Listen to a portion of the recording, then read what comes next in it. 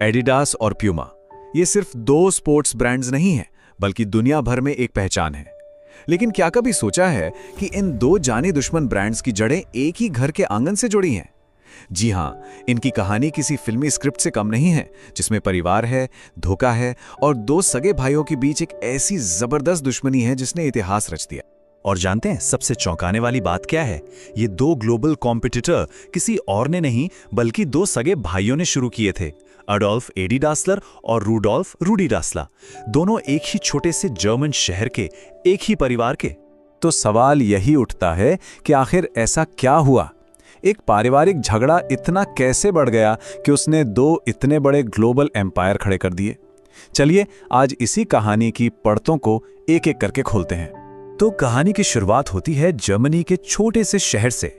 यहाँ दो भाइयों ने मिलकर एक सपना देखा था।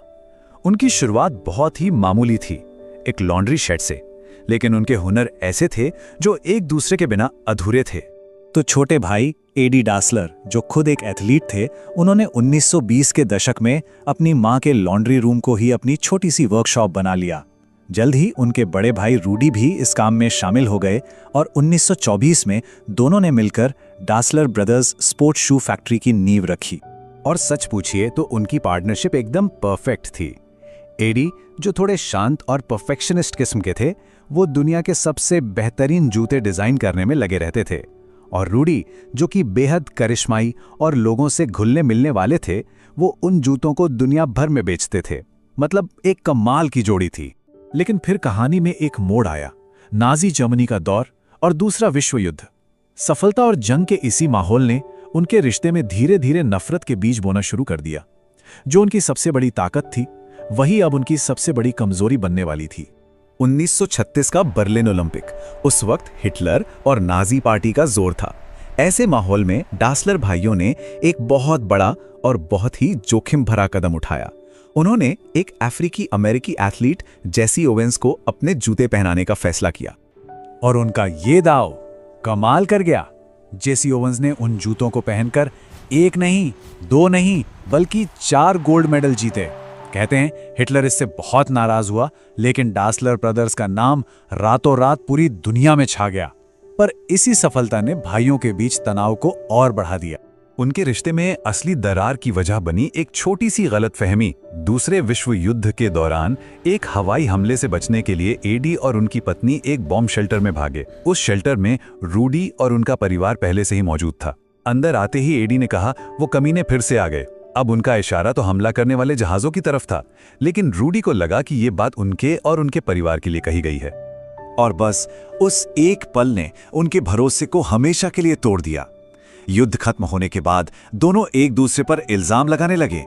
रूडी को शक था कि एडी ने ही उसे अमेरिकी सेना से पकड़वाया था। वहीं एडी को लगता था कि रूडी ने उसके खिलाफ झूठी गवाही दी थी।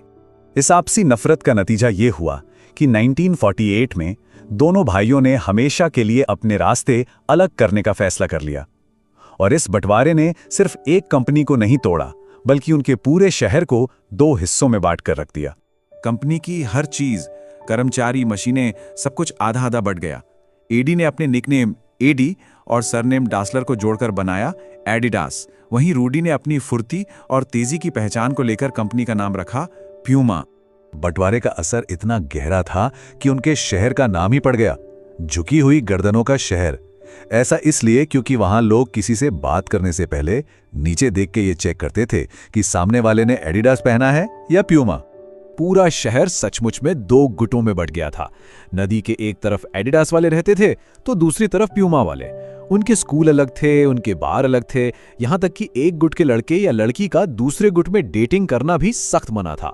अब ये पारिवारिक दुश्मनी एक बिजनेस की जंग बन चुकी थी, और ये जंग सिर्फ जर्मनी तक ही सीमित नहीं रही, बल्कि दोनों भाइयों की अगली पीढ़ी ने इस झगड़े को पूरी दुनिया के सामने ला खड़ा किया। 1954 के फुटबॉल वर्ल्ड कप में एडिडास ने एक बड़ी बाजी मारी। उन्होंने पश्चिम जर्मनी की टीम को स्पॉन्सर किया। एडी ने ऐसे जूते बनाए जिनके स्टड्स को बदला जा सकता था। बारिश और कीचड़ भरे फाइनल में इन्हीं जूतों की वजह से जर्मन टीम को जबरदस्त पकड़ मिली और वे वर्ल्ड कप जीत गए। इस बर्न के चमत्कार ने एडिडास को जर्मनी का हीरो बना दिया।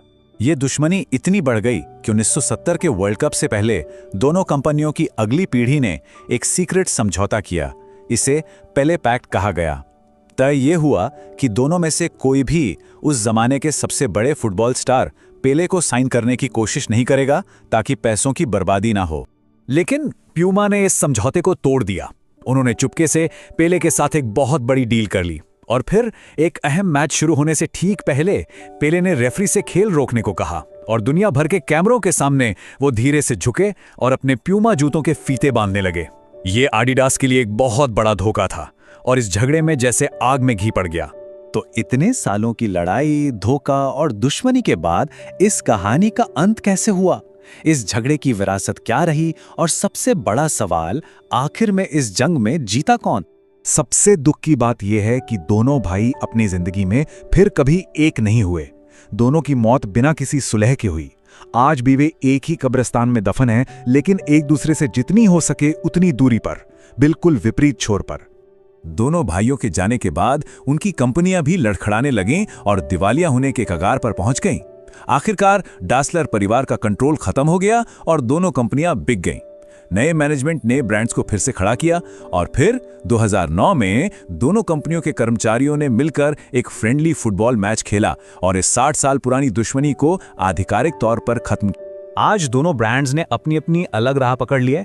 एडिडास जहां सीरियस एथलीट्स और लाइफस्टाइल पर फोकस करता है, वहीं प्यूमा ने फैशन और कुछ खास खेलों में अपनी एक अलग पहचान बनाई है। तो आज बड़ा कौन है? देखिए, आज के मार्केट में नाइकी सबसे आगे है, उसके बाद दूसरे नंबर पर एडिडास आता है और प्यूमा तीसरे नंबर पर। लेकिन इसमें कोई शक नहीं कि दोनों ही आज भी दुनिया के सबसे बड़े और सफल स्पोर्ट्स ब्रांड्स में से हैं। और यहीं पर आकर ये कहानी हमें एक बहुत बड़े सवाल पर छोड़ जाती है। जरा सोचिए, अगर एडी और रूडी ने कभी झगड़ा ना किया होता, अगर वो दोनों अपनी ताकत को साथ रखते, तो क्या वो मिलकर दुनिया का नंबर 1 स्पोर्ट्स ब्रांड बना सकते थे, शायद नाइकी से भी बड़ा? ये एक ऐसी बात है जिसका जवाब हमें कभी नहीं मिलेगा।